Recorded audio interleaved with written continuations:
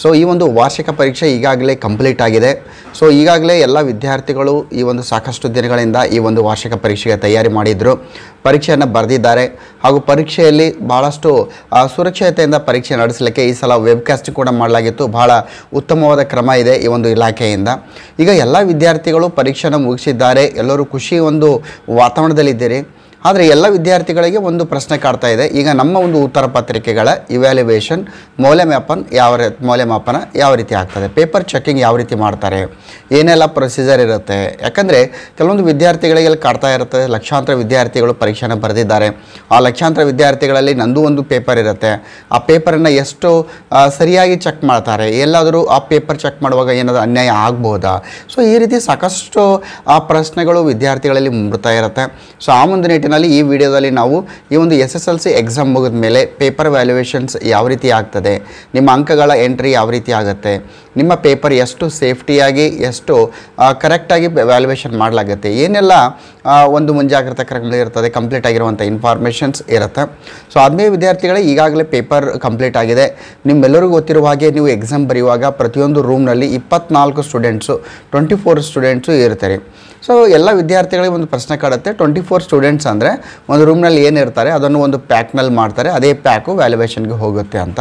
ಹಾಗಲ್ಲ, ಇಲ್ಲಿ ಏನು ಮಾಡ್ತಾರೆ ಅಂದರೆ ನೀವು ಒಂದು ಕೋಣೆಯಲ್ಲಿ 24 ವಿದ್ಯಾರ್ಥಿಗಳು ಇದ್ದರೂ ಕೂಡ ಅಲ್ಲಿ ಒಂದು ಪರೀಕ್ಷೆ ಮುಗಿದ ನಂತರ ಒಂದು ಏನಾಗುತ್ತೆ, ಪ್ಯಾಕಿಂಗ್ ಯಾವ ರೀತಿ ಮಾಡ್ತಾರೆ ಅಂದರೆ ಮಾಧ್ಯಮವಾರು. ನೀವು ಇಂಗ್ಲೀಷ್ ಮೀಡಿಯಂ ಸ್ಟೂಡೆಂಟ್ಸ್ ಇದ್ದರೆ ಆ ಪೇಪರ್ಗಳನ್ನು ಬೇರೆ ಮಾಡ್ತಾರೆ, ಕನ್ನಡ ಮೀಡಿಯಂ ಸ್ಟೂಡೆಂಟ್ಸ್ ಇದ್ದರೆ ಬೇರೆ, ಉರ್ದು ಮೀಡಿಯಂ ಸ್ಟೂಡೆಂಟ್ಸ್ ಇದ್ದರೆ ಬೇರೆ, ಕನ್ನಡ, ತೆಲುಗು, ಮರಾಠಿ. ಸೊ ಬೇರೆ ಬೇರೆ ಮೀಡಿಯಂ ಸ್ಟೂಡೆಂಟ್ಸನ್ನು ಏನು ಮಾಡ್ತಾರೆ, ಆ ಆನ್ಸರ್ ಶೀಟ್ಸನ್ನು ಮೊದಲು ಅಲ್ಲಿ ಏನು ಮಾಡ್ತಾರೆ, ಸಪ್ರೇಟನ್ನಾಗಿ ಮಾಡ್ತಾರೆ. ಸಪ್ರೇಟ್ ಮಾಡಿ ಆ ಒಂದು ಆನ್ಸರ್ ಶೀಟ್ಸ್ಗಳಲ್ಲಿ 10 ಆನ್ಸರ್ ಶೀಟ್ಸ್ ಒಂದು ಪ್ಯಾಕೆಟನ್ನು ತೆಗೆದುಕೊಂಡು ಆ ಒಂದು ಪ್ಯಾಕೆಟ್ನ ಒಳಗಡೆ 10 ಆನ್ಸರ್ ಶೀಟ್ಸನ್ನು ಹಾಕಿ ಪ್ಯಾಕ್ ಮಾಡ್ತಾರೆ. ಸೊ ನಮ್ಮೆಲ್ಲರಿಗೆ ಏನು ಅನಿಸುತ್ತೆ ಅಂದರೆ, ಸರ್ ಒಂದು ರೂಮ್ನಲ್ಲಿ 24 ಸ್ಟೂಡೆಂಟ್ಸ್ ಅಂದರೆ 24 ವಿದ್ಯಾರ್ಥಿಗಳ ಒಂದು ಬಂಡಲ್ ಆಗುತ್ತೆ ಅಂದರೆ, ಇಲ್ಲ, 10 ವಿದ್ಯಾರ್ಥಿಗಳ ಒಂದು ಪ್ಯಾಕನ್ನು ಮಾಡ್ತಾರೆ. ಸೊ ಆತ್ಮೀಯ ವಿದ್ಯಾರ್ಥಿಗಳೇ ಆ ರೀತಿ ಮಾಧ್ಯಮವರು ಪ್ಯಾಕನ್ನು ಮಾಡಿದ ಮೇಲೆ ಅಲ್ಲಿ ನೆಕ್ಸ್ಟ್ ಏನು ಮಾಡ್ತಾರೆ ಅಂದರೆ ರ್ಯಾಂಡಮ್ ಆಗಿ ಏನು ಮಾಡ್ತಾರೆ ಅಂದರೆ ಒಂದು ಜಿಲ್ಲೆಯ ಒಂದು ಸಬ್ಜೆಕ್ಟ್ ಪೇಪರ್ಸ್ ಏನಿರುತ್ತೆ ಮತ್ತೊಂದು ಜಿಲ್ಲೆಗೆ ಅಲಾಟ್ ಮಾಡ್ತಾರೆ. ಇದು ಅಲಾಟ್ ಮಾಡುವಾಗ ರ್ಯಾಂಡಮ್ ಆಗಿ ಆಗುತ್ತೆ. ಇದರಲ್ಲಿ ಅಂದರೆ ಎಕ್ಸಾಂಪಲ್ ಆಗಿ ಬೆಂಗಳೂರಿನ ಪೇಪರ್ಸ್ ಗುಲ್ಬರ್ಗ ಬರ್ಬೋದು, ಗುಲ್ಬರ್ಗ ಪೇಪರ್ಸ್ ಧಾರವಾಡಿಗೆ ಹೋಗ್ಬೋದು, ಧಾರವಾಡ ಪೇಪರ್ಸ್ ಮಂಗಳೂರಿಗೆ ಹೋಗ್ಬೋದು, ಮಂಗಳೂರಿನ ಪೇಪರ್ಸ್ ಹಾವೇರಿಗೆ ಹೋಗ್ಬೋದು. ಸೊ ರ್ಯಾಂಡಮ್ ಆಗಿ ಏನು ಮಾಡ್ತಾರೆ ಅಂದರೆ ಅಲ್ಲಿ ಏನು ಮಾಡ್ತಾರೆ, ಒಂದು ಜಿಲ್ಲೆಯ ಪೇಪರ್ಗಳನ್ನು ಮತ್ತೊಂದು ಜಿಲ್ಲೆಗೆ ಕಳಿಸ್ತಾರೆ. ಇಲ್ಲಿ 6 ವಿಷಯಗಳ ಪೇಪರ್ಸ್ ಹೋಗಬೇಕಂತಿಲ್ಲ, ಕೆಲವೊಂದು ವಿಷಯಗಳನ್ನೇ ಹೋಗ್ಬೋದು, ಕೇವಲ ಲ್ಯಾಂಗ್ವೇಜ್ ಹೋಗ್ಬೋದು, ಕೇವಲ ಕೋರ್ ಸಬ್ಜೆಕ್ಟ್ಸ್ ಹೋಗ್ಬೋದು. ಸೊ ಈ ರೀತಿ ರ್ಯಾಂಡಮ್ ಆಗಿ ಏನು ಮಾಡ್ತಾರೆ, ನಿಮ್ಮ ಪೇಪರ್ಸ್ಗಳನ್ನು ಬೇರೆ ಜಿಲ್ಲೆಗೆ ಅಲಾಟ್ ಮಾಡ್ತಾರೆ. ಸೊ ಇಷ್ಟಾದಮೇಲೆ ನೆಕ್ಸ್ಟ್ ಏನಾಗುತ್ತೆ ಅಂದರೆ ಈಗಾಗಲೇ ಎಲ್ಲ ಒಂದು ಶಿಕ್ಷಕರಿಗೆ, ವಿಷಯವಾರು ಶಿಕ್ಷಕರು ಅಂದರೆ ಅವರು ಲ್ಯಾಂಗ್ವೇಜ್ ಟೀಚರ್ಸ್ ಇರ್ಬೋದು, ಸೋಷಲ್ಲು, ಮ್ಯಾಥ್ಸು, ಸೈನ್ಸು.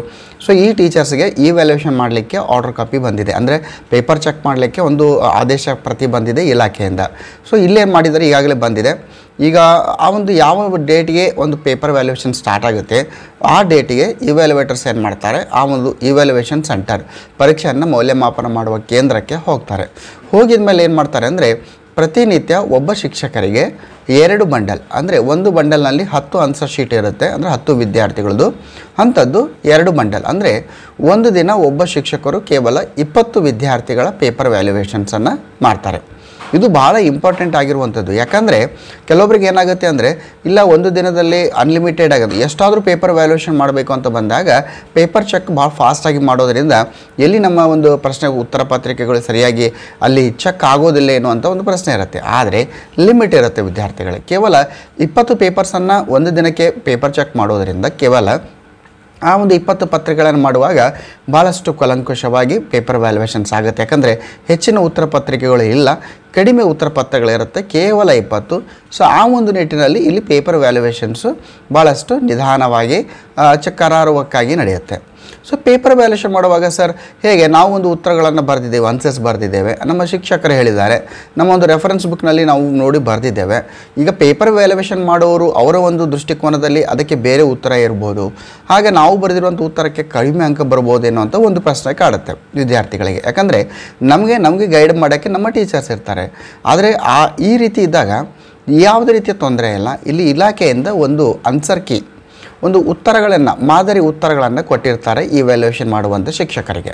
ಸೊ ಇಲ್ಲಿ ನಮ್ಮ ವೈಯಕ್ತಿಕ ಅಭಿಪ್ರಾಯ, ಒಂದು ಉತ್ತರದ ಬಗ್ಗೆ ವೈಯಕ್ತಿಕ ಅಭಿಪ್ರಾಯ ಹೇಗೆ ಇರಲಿ, ನಾವು ಹೀಗೆ ಬರಿಬೇಕು ಹಾಗೆ ಬರಿಬೇಕು ಅಂತ ಏನೇ ಇದ್ದರೂ ಕೂಡ ಮಾದರಿ ಉತ್ತರಗಳನ್ನು ಮಾದರಿ ಇಟ್ಕೊಂಡು ಆಧಾರವಾಗಿ ಇಟ್ಕೊಂಡು ಅದರ ಪ್ರಕಾರ ಚೆಕ್ ಮಾಡ್ತಾರೆ. ಸೊ ಆದ್ದರಿಂದ ರಾಜ್ಯದಾದ್ಯಂತ ಏನಾಗುತ್ತೆ, ಎಲ್ಲ ವಿದ್ಯಾರ್ಥಿಗಳಿಗೆ ಅಲ್ಲಿ ಅನುಕೂಲ ಆಗುವ ಹಾಗೆ, ಎಲ್ಲ ವಿದ್ಯಾರ್ಥಿಗಳ ಅನ್ವಯ ಆಗುವ ಹಾಗೆ ಒಂದಿಷ್ಟು ಮಾದರಿ ಉತ್ತರ ಪತ್ರಿಕೆಗಳಿರುತ್ತೆ. ಅದನ್ನು ನೋಡಿ ವ್ಯಾಲ್ಯೂಯೇಷನ್ ಮಾಡೋದರಿಂದ ನಿಮ್ಮ ಉತ್ತರ ಪತ್ರಿಕೆ ಭಾಳಷ್ಟು ಸೇಫಾಗಿ ವ್ಯಾಲ್ಯೂಯೇಷನ್ಸ್ ಆಗುತ್ತೆ. ಸೊ ಸರ್ ಹಾಗೆ ಮತ್ತು ಇನ್ನೂ ಹೇಗೆ ಅಂದರೆ, ಒಂದು ಸಲ ವ್ಯಾಲ್ಯೂಯೇಷನ್ ಮಾಡಿದಾಗ ಆ ಪೇಪರ್ಸನ್ನು ಇನ್ನೊಬ್ಬರು ಇವ್ಯಾಲ್ಯುವೇಟರ್, ಮತ್ತೊಬ್ಬ ಮೌಲ್ಯಮಾಪಕರು ಇರ್ತಾರಲ್ಲ, ಅದನ್ನು ಮತ್ತೊಂದು ಸಲ ಇವ್ಯಾಲ್ಯೂಯೇಷನ್ಸನ್ನು ಮಾಡ್ತಾರೆ. ಅಂದರೆ ನಿಮ್ಮ ಪೇಪರ್ ಕನಿಷ್ಠ 2 ಸಲ ವ್ಯಾಲ್ಯೂಯೇಷನ್ಸ್ ಆಗುತ್ತೆ. ಸೊ ಮೊದಲ ಶಿಕ್ಷಕರು ಔಟ್ ಆಫ್ 80ಗೆ 70 ಮಾರ್ಕ್ಸನ್ನು ಕೊಟ್ಟಿದ್ದರೆ, ಎರಡನೇ ಶಿಕ್ಷಕರು 74 ಮಾರ್ಕ್ಸ್ ಇದ್ದರೆ, ಅಲ್ಲಿ ಏನಾದರೂ ಡಿಫ್ರೆನ್ಸ್ ಬಂದರೆ ಅವರ ಮೇಲೆ ಮತ್ತೊಬ್ಬರು ಉಪಮೌಲ್ಯಮಾಪಕರು ಇರ್ತಾರೆ. ಉಪಮೌಲ್ಯಮಾಪಕರು ಆ ಉತ್ತರ ಪತ್ರಿಕೆಯನ್ನು ಇಟ್ಕೊಂಡು ಅವರು ಮತ್ತೊಂದು ಸಲ ಮೌಲ್ಯಮಾಪನ ಮಾಡಿ ಯಾವಷ್ಟು ಅಂಕಗಳು ಬರ್ಬೋದು ಎಂಬುದನ್ನು ನಿರ್ಧಾರಕ್ಕೆ ಬರಲಾಗುತ್ತೆ. ಸೊ ಆತ್ಮೀಯ ವಿದ್ಯಾರ್ಥಿಗಳೇ, ನಿಮ್ಮ ಪೇಪರ್ ಕನಿಷ್ಠ 2 ಬಾರಿ ವ್ಯಾಲ್ಯೂಯೇಷನ್ಸ್ ಆಗುತ್ತೆ. ವ್ಯಾಲ್ಯೂಯೇಷನ್ಸ್ ಆದಮೇಲೆ ಅದನ್ನು ಏನಾದರೂ ಅಂಕಗಳ ಇಬ್ಬರು ಮೌಲ್ಯಮಾಪಕರಲ್ಲಿ ಅಂಕಗಳ ವ್ಯತ್ಯಾಸ ಬಂದರೆ ಉಪಮೌಲ್ಯಮಾಪಕರು ಕೂಡ ವ್ಯಾಲ್ಯೂಯೇಷನ್ ಮಾಡೋದ್ರಿಂದ ನಿಮಗೆ ಇಲ್ಲಿ ಕನಿಷ್ಠ 2 ಬಾರಿ, ಗರಿಷ್ಠ 3 ರಿಂದ 4 ಬಾರಿ ಮೌಲ್ಯಮಾಪನ ಆಗುವಂಥ ಸಾಧ್ಯತೆ ಇರೋದರಿಂದ ನಿಮ್ಮ ಪೇಪರ್ 100% ಕರೆಕ್ಟಾಗಿ ವ್ಯಾಲ್ಯೂಯೇಷನ್ಸ್ ಆಗುತ್ತೆ, ಯಾವುದೂ ತೊಂದರೆ ಇಲ್ಲ. ಸೊ ಈ ರೀತಿ ವ್ಯಾಲ್ಯೂಯೇಷನ್ಸ್ ಆದಮೇಲೆ ಏನು ಮಾಡ್ತಾರೆ, ಆ ಮೌಲ್ಯಮಾಪಕರು ಆನ್ಲೈನ್ ಮುಖಾಂತರ ಅಲ್ಲಿ ಕಂಪ್ಯೂಟರ್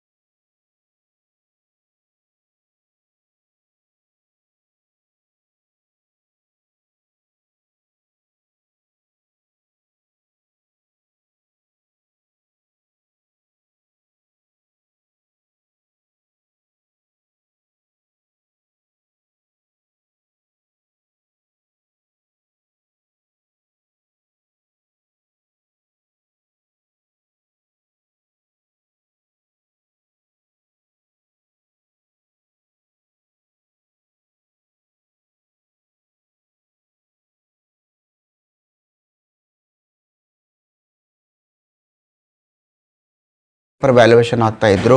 ಆಯಾ ಮೌಲ್ಯಮಾಪಕರು ಆಯಾ ವಿಷಯದಲ್ಲಿ ಎಷ್ಟು ಅಂಕ ತೆಗೆದುಕೊಂಡಿದ್ದಾನೆ ಆನ್ಲೈನ್ ಮುಖಾಂತರ ಎಂಟ್ರಿ ಮಾಡಿದಾಗ ಅಲ್ಲಿ ಕಾನ್ಸಲ್ಟೇಟ್ ಆಗಿ ಅವನ ಅಂಕಪಟ್ಟಿಗೆ ಆ ಅಂಕಗಳು ಆ್ಯಡ್ ಆಗ್ತಾ ಹೋಗ್ತಾ ಇರ್ತವೆ. ಸೊ ಅದಕ್ಕಾಗಿ ವ್ಯಾಲ್ಯೂಯೇಷನ್ ಮುಗಿದ 2-3 ದಿನದಲ್ಲಿ ಯಾಕೆ ರಿಸಲ್ಟ್ ಅನೌನ್ಸ್ ಮಾಡಲಾಗುತ್ತೆ ಅಂದರೆ ಆನ್ಲೈನ್ ಪ್ರೊಸೆಸ್ ಇರುತ್ತೆ. ಈಗ ಇನ್ನೊಂದು ಬರುತ್ತೆ, ಸರ್ ಈಗ ಆನ್ಲೈನ್ ಮುಖಾಂತರ ಎಂಟ್ರಿ ಮಾಡುವಾಗ ಏನಾದರೂ ಕಣತಪ್ಪಿನಿಂದ ಅಂಕಗಳು ತಪ್ಪಾದರೆ ಹೇಗೆ? ಖಂಡಿತ ಇಲ್ಲ. ಆನ್ಲೈನ್ ಮುಖಾಂತರ ಎಂಟ್ರಿ ಮಾಡುವಾಗ ಅಲ್ಲಿ ಮಾರ್ಕ್ಸ್ ಎಂಟ್ರಿ ಮಾಡುವಾಗ ಅಲ್ಲಿ ಇಬ್ಬರು ಮೌಲ್ಯಮಾಪಕರು ಹೋಗಿ ಮಾರ್ಕ್ಸನ್ನು ಎಂಟ್ರಿ ಮಾಡ್ತಿರ್ತಾರೆ. ಜೊತೆಯಲ್ಲಿ ಅಲ್ಲಿ ಏನಾದರೂ ತಪ್ಪುಗಳಾಗಿದ್ದಲ್ಲಿ ಉಪಮೌಲ್ಯಮಾಪಕರ ಒಂದು ಗಮನಕ್ಕೆ ಏನಾದರೂ ಬಂದರೆ ಅವರೇನು ಮಾಡ್ತಾರೆ, ತಮ್ಮ ಒಂದು ಉಪಮೌಲ್ಯಮಾಪಕರು ಕೂಡ ಅಲ್ಲಿ ಎಂಟ್ರಿ ಮಾಡಬೇಕು. ಇನ್ನೊಂದು ಸಲ ಕ್ಲಿಯರ್ ಮಾಡ್ತೀನಿ. ಈಗ ಎಕ್ಸಾಂಪಲಾಗಿ ನಾನು ಪೇಪರ್ ವ್ಯಾಲ್ಯೂಯೇಷನ್ ಮಾಡ್ತಾ ಇದ್ದೀನಿ ಅಂದರೆ ನಾನು ಹೋಗಿ ಎಂಟ್ರಿ ಮಾಡ್ತೀನಿ. ಆಮೇಲೆ ನಮ್ಮ ಮೇಲೆ ಒಬ್ಬ ಉಪಮೌಲ್ಯಮಾಪಕರು ಅಂತ ಇರ್ತಾರೆ, ಅವರು ಬಂದು ಮತ್ತೊಂದು ಸಲ ಎಂಟ್ರಿ ಮಾಡ್ತಾರೆ.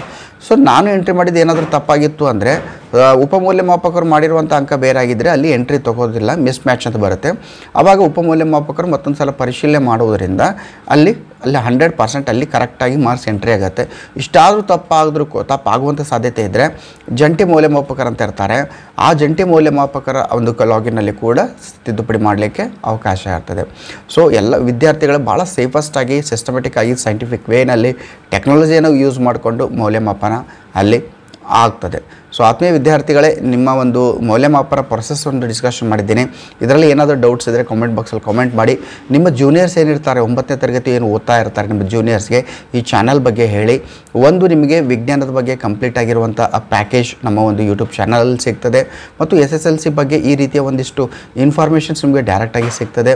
ಹಾಗೂ ನೀವು ಗೂಗಲ್ ಸರ್ಚ್ ಇಂಜನಲ್ಲಿ ಹೋಗಿ ರಾಘವೇಂದ್ರ ಕೊದಂಪುರ್ ಅಂತ ನೀವು ಟೈಪ್ ಮಾಡಿದರೆ ನಮ್ಮ ಒಂದು ವೆಬ್ಸೈಟ್ ಬರುತ್ತೆ.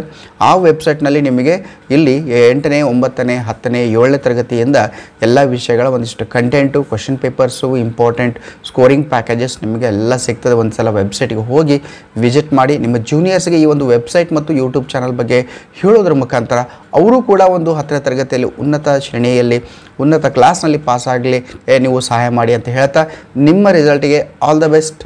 ಜೈ ಹಿಂದ್, ವಂದೇ ಮಾತರಂ.